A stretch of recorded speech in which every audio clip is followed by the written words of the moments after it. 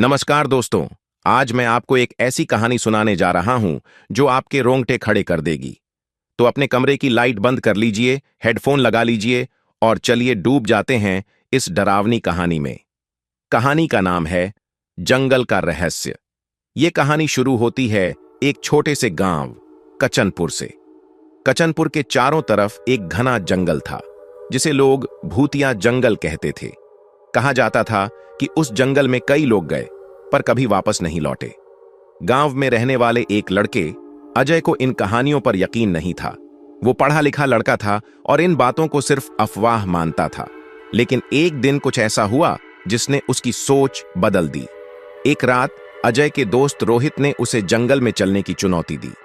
अगर तू सच में इतना बहादुर है तो इस जंगल में चल और सबको साबित कर कि यह सब अफवाह है। अजय ने चुनौती स्वीकार कर ली।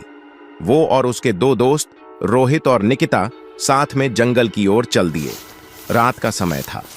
जंगल के अंदर दाखिल होते ही ठंडी हवा का झोंका उनके चेहरे पर पड़ा। चारों तरफ अंधेरा और सिर्फ पेड़ों की सरसराहट सुनाई दे रही थी। कुछ दूर चलने के बाद उन्हें एक पुराना मंदिर दिखाई दिया। वो मंदिर टूट चुका था और उसके चारों ओर काले धागों और अजीब सी मूर्तियों से घेरा बनाया गया था। निकिता बोली, मुझे अच्छा नहीं लग रहा, हमें वापस चलना चाहिए। लेकिन अजय ने कहा, डरने की कोई बात नहीं है, ये सब पुराने लोग किया करते थे, बस थोड़ी दूर और चलते हैं। जैसे ही वो मंदिर के पास पहुंचे, हवा तेज हो गई। अचानक उन्हें किसी के हंसने की आवाज सुनाई दी। वो आवाज अजीब थी, जैसे कोई बच्चा और बूढ़ा इंसान एक साथ हंस रहे हों। रोहित बोला, तुमने सुना? अजय ने उसे चुप रहने को कहा, लेकिन अब सबके चेहरे पर डर साफ झलक रहा था।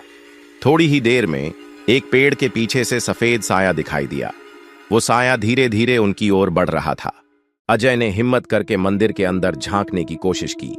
अंदर का नजारा देखकर उसकी चीख निकल गई। वहां जमीन पर कई नरकंकाल पड़े थे और एक बड़ी सी मूर्ति के पास खून के धब्बे थे।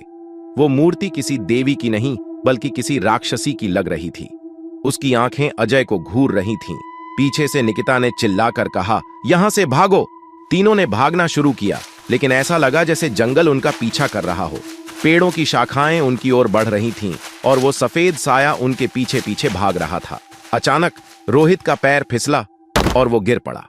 अजय और निकिता ने उसे उठाने की कोशिश की, लेकिन तभी सफेद साया उनके पास आ गया।